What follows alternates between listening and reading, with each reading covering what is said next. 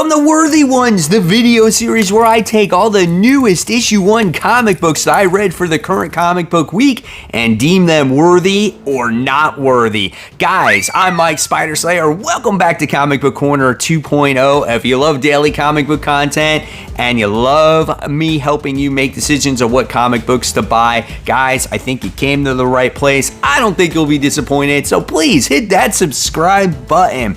Alright guys, so before we get started, I gotta give a quick shout out to one of my good friends, Frank Zanka, who has come up with his second issue on Kickstarter of Lords of LA issue 2. This is Vampire the Mob in 1950s Hollywood.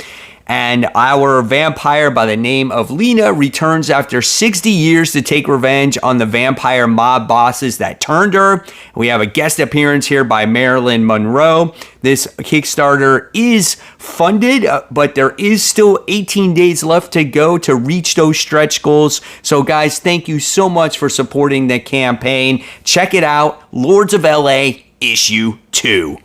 Deadpool 7 Slaughters issue 1. Guys, you're probably wondering, why did I pick up a Deadpool comic book when I don't like Deadpool?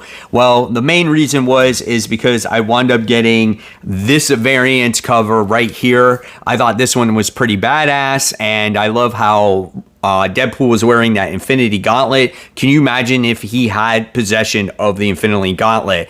That is a story that I would love to see, actually, right? But being the Mike Spider Slayer that I am, I didn't pay attention to the price of this comic book, and this was a $10 comic book. So I was like, oh, dang. It is 76 pages. This is a book that takes place in a week's time in Deadpool's life, and you get to see him do all these different types of missions. So it's an anthology book, and the artwork in some of these short stories are better than others. If you love certain artists doing artwork on Deadpool, you're gonna probably like this book. The second story has Greg Land artwork, which I thought was actually a comical story because we get to see Deadpool do this battle against like these android ladies, which I thought was kind of funny.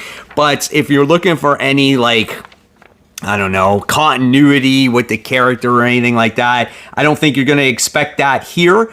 Here we do get some Rob Liefeld artwork in this third story as he's meeting this particular character. But I'm going to deem this book not worthy. This was just me not paying attention to a price on the FOC, and I wound up ordering this because it was a cool cover. $10 I think is too much to buy a comic book these days, and especially if it's a character that you really don't like. So I feel like for $10, and I hate to say this in many cases, you can only get 2 more books, but you can get at least another book for that price. But if you don't mind anthology books, if you don't mind Deadpool, if you like Greg Land and Rob Liefeld artwork, this might be something for you. But if I had to grade this book, I read probably half the stories by the time I started getting bored. So I'm just going to give this one an average C. And yeah, it's not worth the money in my opinion. Superior Spider-Man, this is issue 1. Now, if you missed issue 0, well, never fear. Issue 1 is here. So this book is written by Dan Slott and the artwork is done by Mark Bagley. And I think the artwork in this book looks really well done. The colors are bright and vibrant. I mean, he's just a go-to Spider-Man artist, and I love it. Too bad there isn't more artists that can draw Spider-Man really well or wants to draw Spider-Man really well, but I'll dig it. As long as Mark Bagley is willing to draw the character, I'm willing to look at it. Now, you're probably wondering, when I'm flipping through these pages, you see Spider-Boy in this comic book, and you're wondering, why is Spider-Boy in this Superior Spider-Man comic when it focuses around Doc Ock? Well, think about it. Dan Slott wrote this book. Spider-Man's in this book, so wherever there's Spider-Man in this book, of course there's going to be a Spider-Boy because it's his creation, so he's going to throw him in there. But the book does open up nicely as we get to see a little adventure here with Spider-Man and Spider-Boy as they're doing battle against the Mirage character, and we get to see a nice little fight, right? And then all of a sudden we get to see the appearance of Supernova. Now, if you read the original issue, the issue 0, we get to see the origin of this character, how she was created in the Superior Spider-Man days, that Doc Ock created her, and she's going after Spider-Man, thinking that she is actually Doc Ock. Now, in this comic book, we see Dr. Octopus witnessing the battle that's taking place, and he can't quite remember everything that was going on when he was Superior Spider-Man. It's like his mind was wiped and he's missing that one puzzle piece that is going to trigger everything that he remembers, right? So in this comic as well, we get to see the return of Anna Marie in here. That was also in the original series, which was kind of cool. And what I did like about this comic was the humor, the wittiness. It comes off very organic. It's not forced like I was talking about in the Amazing Spider-Man comic. There's one point in this comic where Supernova is like, "Do you remember who I am? I'm Supernova." And he's like, "Oh, wait." He's like, "No, I was thinking of how I once rented a Chevy Nova." And she's like, "You're a fool," you know? So there's stuff like that. And again, I've said before, I like how Dr. Octopus is written in here. So I thought this book was definitely worthy of the pickup. This is better than Amazing Spider-Man in my opinion. I like Dan Slott when he wrote Superior Spider-Man, and there's something that happens at the end of this comic that triggers Doc Ock's memories, right? And if you want to read the backup, I don't think it's a waste of time. I think it's a kind of a cool story of Bailey Briggs teaming up with Superior at one point in time when Doc Ock first became Superior Spider-Man. So it was a story that took place in the past. So I'm going to grade this book a solid B. I thought it was very interesting. It was a little bit repetitive, especially if you did read the 0 issue, because you got to see the full origin story of this Supernova character. And Dan Slott likes to really push his characters. Like, we saw Supernova in that 0 issue. We see her again. We get to see Spider-Boy in his own series, and he's in here again. So I feel like there's an oversaturation, but he really wants his characters to be known and said, "Hey, look, I created these guys." So it is what it is. It's still a fun story. Looking forward to it. Great artwork. Outsiders, issue 1, written by Jackson Lansing and Colin Kelly. The art is done by Robert Carey. Now, when you look at this artwork, I thought it was all right. It was nothing really spectacular. It's just a lot of talking heads that goes on in this comic. There is a little bit of action that happens in here. The coloring is quite dark at times. It's hard to make out certain things when you're reading it, but it's serviceable. It does its job, right? And when I saw this comic book or heard of it, I was like, you know what? I'm not a huge fan of Kate Kane. I'm not a huge fan of Batwing, Lucius Fox. I'm like, what is this book going to be about, right? And we also get a first appearance in this comic, and it's kind of like the third team member here, or the fourth team member, whatever the case may be. And this appearance of this character is the drummer. And this is a character that carries drumsticks and stuff. It's just weird. Right? So I was like, okay, that's whatever. What is this book about? Well, it's a book about Luke Fox, who winds up bringing together Batwoman, the drummer, Lucius Fox, and they're basically archaeologists, right? And so what happens is they have to go digging into the underworld. Batman protects Gotham. You got Batman Incorporated that's going against the corners of the earth. And then here you got these outsider people that's going beneath the world. And they're digging for stuff, right? And they find this spaceship or something of that nature in this comic book. and I guess it has these weapons and it has this bomb that could go off, and so they have to, I don't know, stop whatever threat is happening in this comic. I wasn't very entertained by this book. It wasn't very inspiring for me to pick up another issue here. I didn't find the characters very likable. I didn't like the interaction with the characters. So I guess you get what I'm getting at here. I feel like this book is not worthy. This book was $5, right? And this was a 40-page book.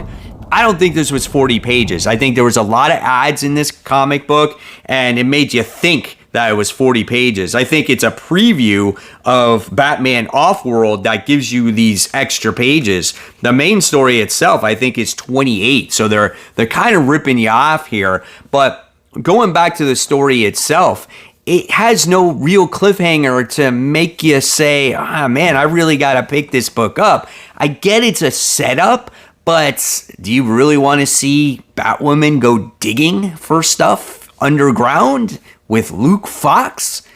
I don't know, man. Not enough characters here. I didn't like the threat. I don't like the concept, really. Seems very average, so I'm going to give this book a D+. I was expecting something a little more here. I don't know. If you liked it, let me know in the comments below. Is it Geiger? Is it Geiger? This is Ground Zero, issue 1, written by Jeff Johns. Artist is Gary Frank. Now, we haven't seen this series, I think, since 2021. Has it been that long already? And I really love the original series. I love this character who's faced this very tragic event of this bomb that's going off, and he loses everything. He was suffering through cancer, and the artwork here by Gary Frank is just top notch, man. I love his art. It looks great. The colors are bright and vibrant. Look at the facial expressions right here on Tyreek. I think it's really good. Just overall, it's just a fun book to look at, and you feel the character's pain. You feel the family's pain, and it's just a very interesting story. Now, this book is a mini-series, and it's telling you the early days of our main character on what happened when the bomb was first dropped. There's also this scientist that's looking for him as well. And, of course, they call him the Glowing Man. But what I got attracted to with this comic book is, again, when the nuclear bomb, right before it dropped, and we get to see everyone having this nice old barbecue outside. They're talking about the bomb shelter, how it can protect his family, and just in case something was to happen. And then we get to see him suffer through his cancer, which it looked like, I think he had lung cancer, if I remember correctly, the interaction between the kids, and then the bomb drops. And literally, does it drop? I mean, because we get to see his neighbors betray him. We get to see the people, and it switches back and forth between the day of when they were first searching him till, to that past of the early days and how he uses his powers and stuff. Just overall, a just really great kind of origin story of those original days. This book is worthy. If you never read Geiger, whatever you want to call him, the first volume, I say go back and read that. You'll have a better understanding probably of who this character is. I got to go back myself because I kind of forgot a lot of stuff that happened. So if I graded this book, I'm going to grade this one a B+.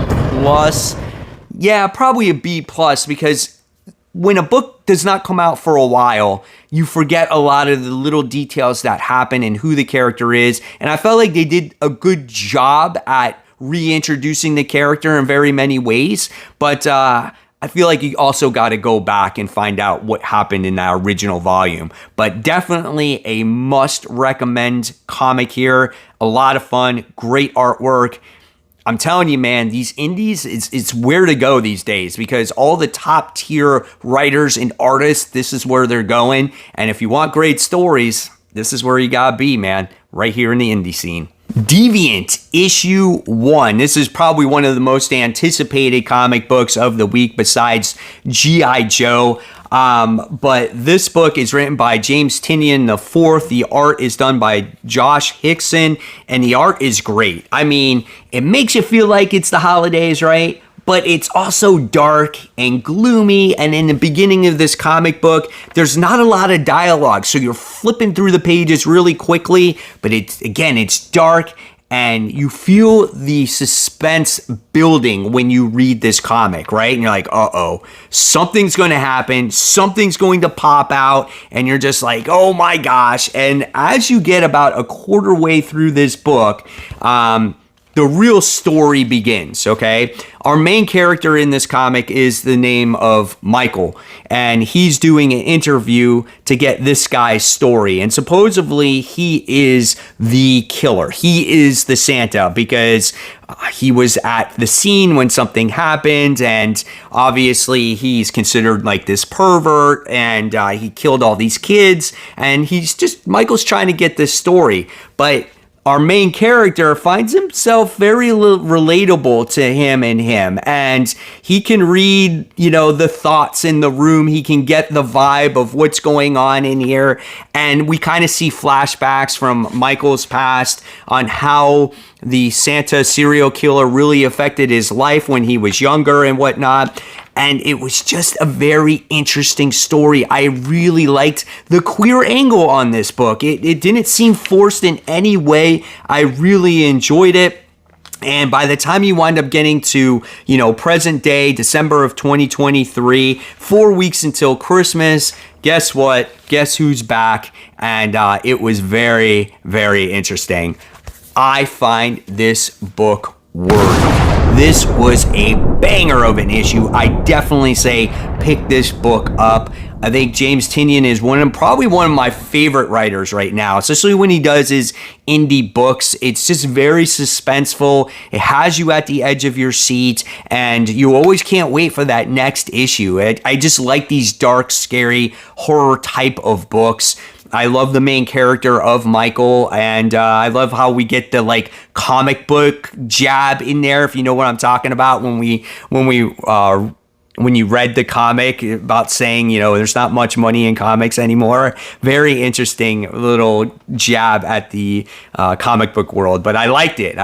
Overall, great book, A+, definitely a must read. Pick this up, guys. Here's a little treat for you guys. Don't normally do this, but it's G.I. Joe, the Real American Hero, the 301st issue.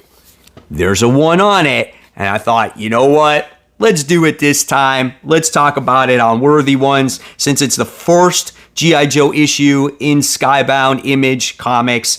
And going forward, G.I. Joe will be covered in my series called More Than Meets the Page. It's like a monthly series where I talk about the G.I. Joe comics, the Transformers comics, and the Void Rival comics.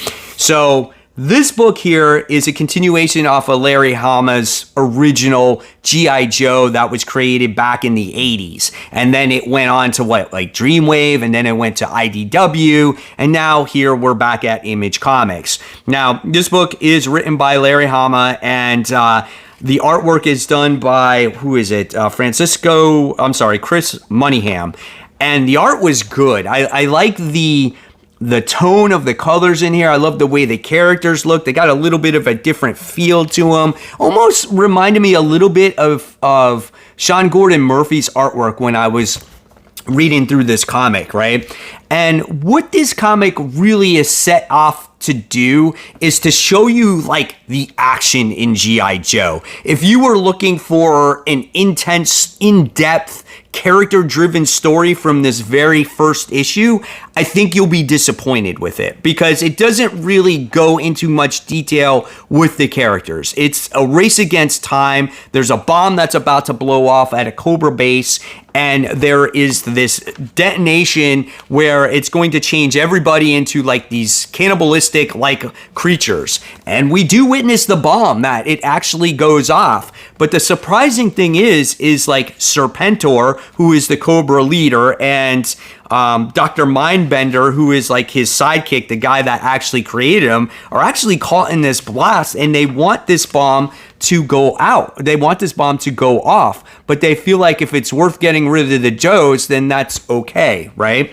So, and you also get to witness a death in this comic. And if you're not into the G.I. Joe lore, then you might be lost on who this character actually is, right? You might have to do some research, which I actually did have to do some research. We do witness Cobra Commander in this comic, which was kind of cool, fleeing the scene like he normally did because he is kind of a coward, right? But overall, this book is definitely worth. I say pick this book up. You're not going to get a lot of character growth. This is a lot of action. Reminds you of like Transformers issue 1, right?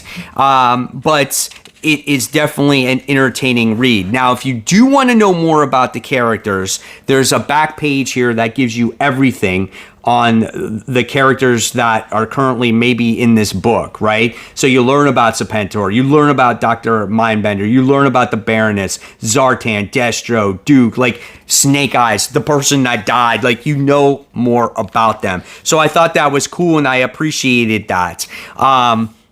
But if I had to give this book a grade, I'm going to give this one an A-. I had a fun time reading it, but I felt like there was too many characters involved, and you're just like, man, it was like all over the place. And I get maybe that's what they're going for there, but I think for fans that maybe never read G.I. Joe, and you're thinking this might be the best jumping on point, I don't think it really accomplished that. But I did really enjoyed it. I just wish they had maybe less characters. But if you're looking for high flying action, dude, this is where it's at. And I think when we get to issue 302, I think this could be a book where we get into some more character development. But dude, A-, I don't think it's bad in my eyes. Curious what you guys thought on this one. A really awesome companion piece this week was to pick up the G.I. Joe Real American Hero issue 1, done by Larry Hama. Now this is almost a facsimile edition, but not quite. This is the way he wanted to write the book before he released it to Marvel and the editors took it over. So this was a cool book, not only because it was like a facsimile edition or he kind of redid it, but this gives you the feel of old style comic books. And if we made comic books like this right now, and if it could keep the cost down, I'm all for this. This was like old style, almost newspaper print. Did you guys notice this when you looked at this comic book, right? It's not glossy magazine style pages. There's no fingerprints that can get on it. And it makes you feel like you're reading old comics once again. The fun thing about this comic is that at the end of it, it shows like the G.I. Joe's like base of operations. Let's see if I can find that story for you real quick.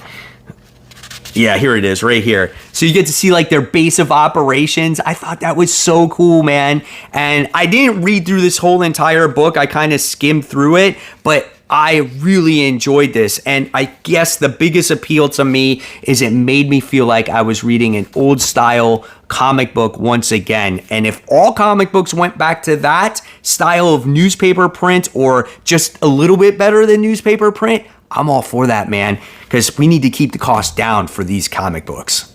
So there you have it, webheads. There are the new number ones that I deemed worthy or not worthy. I want to know in the comments below which ones were your favorite. And of course, guys, if you love the content, of course, there's more content right here for you to click on. In fact, this is my newest comic book day haul where I show you everything I picked up for the current comic book week. And guys, as always, support the local comic shops. Keep buying, keep collecting, but always remember, read those comics. Guys, I'll see you real soon.